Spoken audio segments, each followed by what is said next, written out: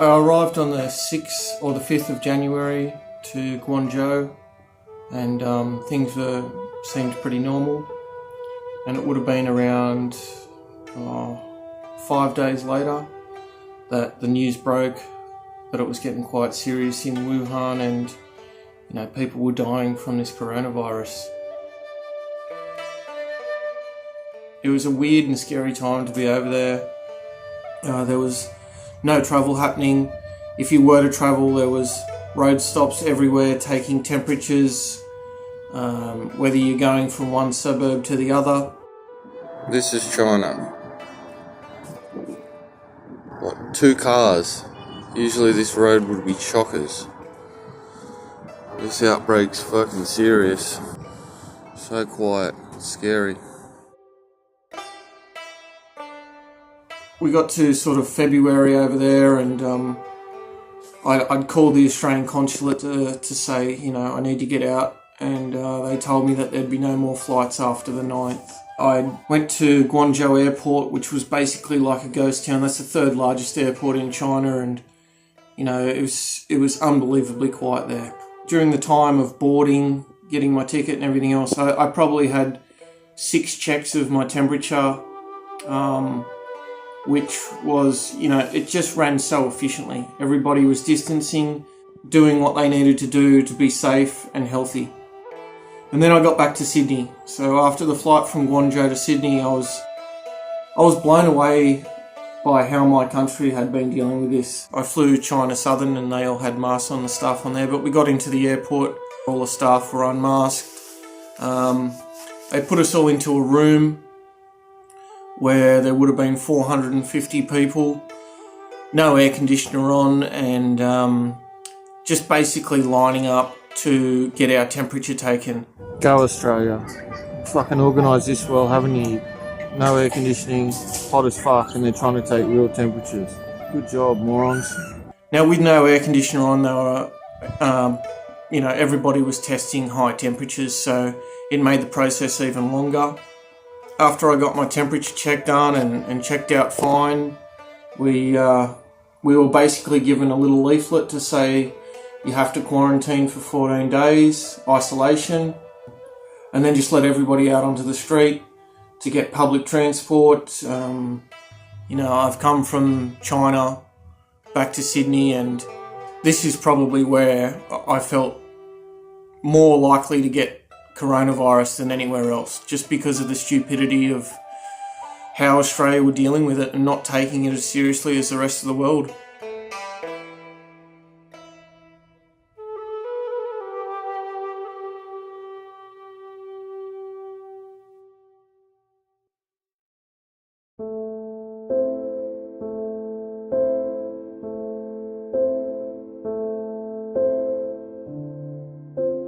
So I work in a public hospital, and part of my role is to maintain who's in the mortuary.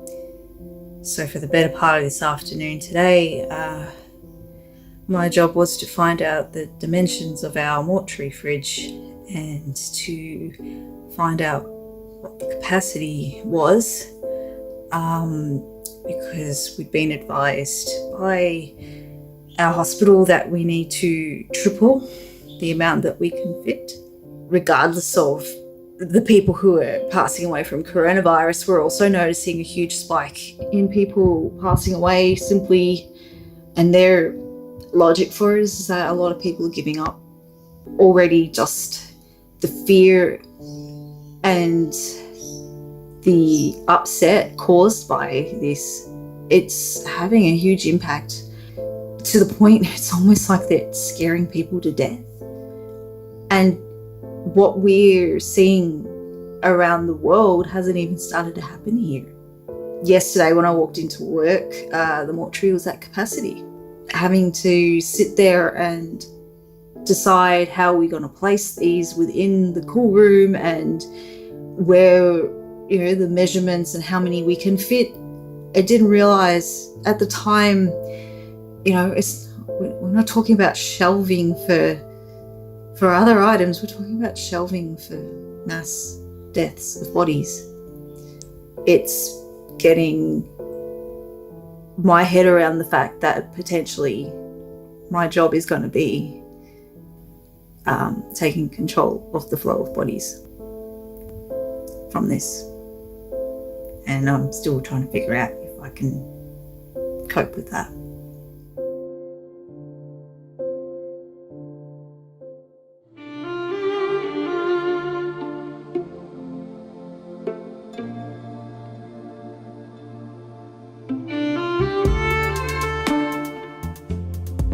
Poi is a style of performing art that originated in New Zealand by the Maoris. The meaning behind this video is that through artistic and musical expression, I am trying to highlight what self-isolation and physical distancing means to me at the moment.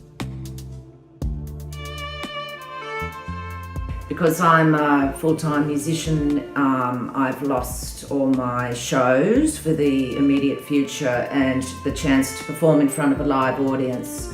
So this is how I am dealing with self-isolation and social distancing.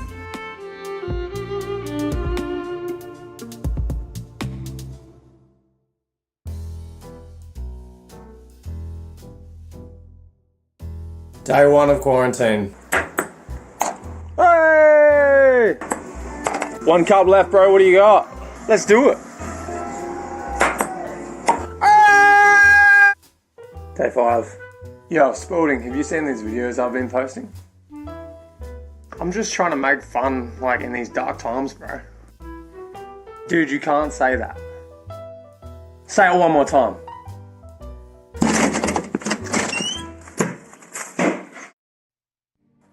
Day 6.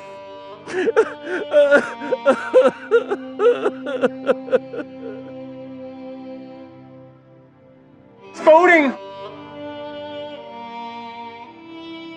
Let's never fight again, bro.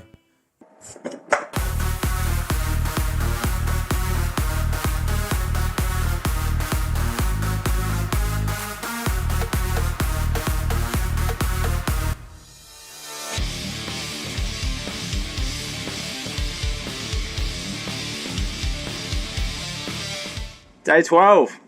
What do you got? You are hard to read, bro. I'm all in. Take that. Ah! Day 13.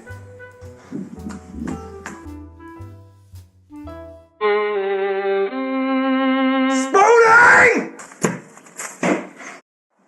Day 14. I'm free. I'm finally free! Woo! I'm free! Shut the fuck up!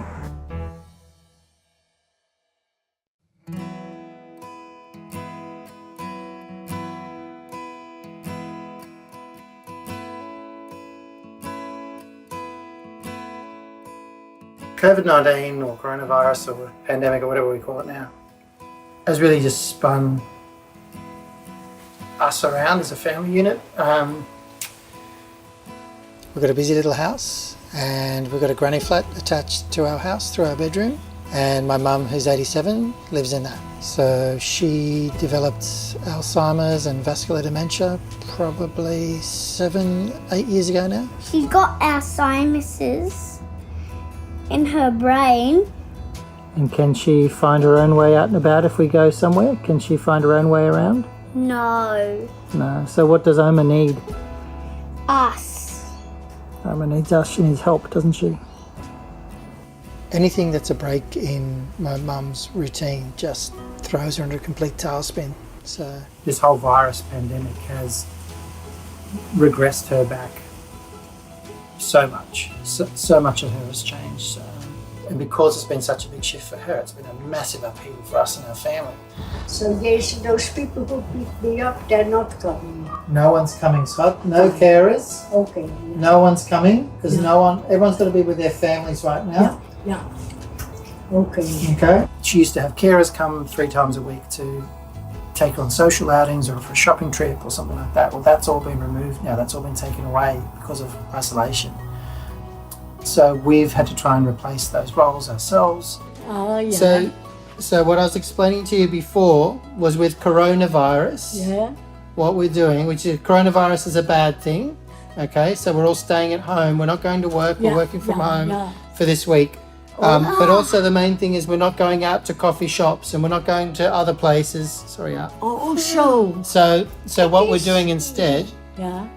is we've made some homemade takeaway coffees, Yes. and we're going to go in the car for a little drive to get you out of the house for a little bit, okay? Oh. She doesn't even understand the virus. Like, to be honest, the virus is just something she cannot get, and it's incredibly tiring and fucking draining to have to explain to someone living in your house every 10 minutes that there's a virus, there's a pandemic, and this is why we can't go outside. Like, I don't know how many times you can say it. We're kind of reaching the threshold of 5 weeks. I don't know how many times in a day we can go through it. So we're up early this morning. We're trialing the early shop for seniors. So, Mum, I need you to wear one of these, a little mask. Yeah, you think so? You have to. So that side goes to your face. Why don't you have one then? Because I'm strong. You're strong. I'm not strong. And I've only got one face mask.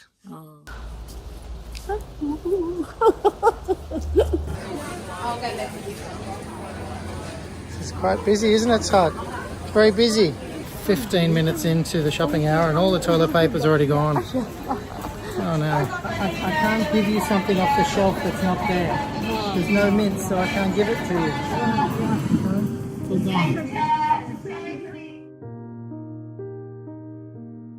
We're doing it tough financially with work. Our business is suffering. We're making no money. We've had to cut our staff back to 2 days a week.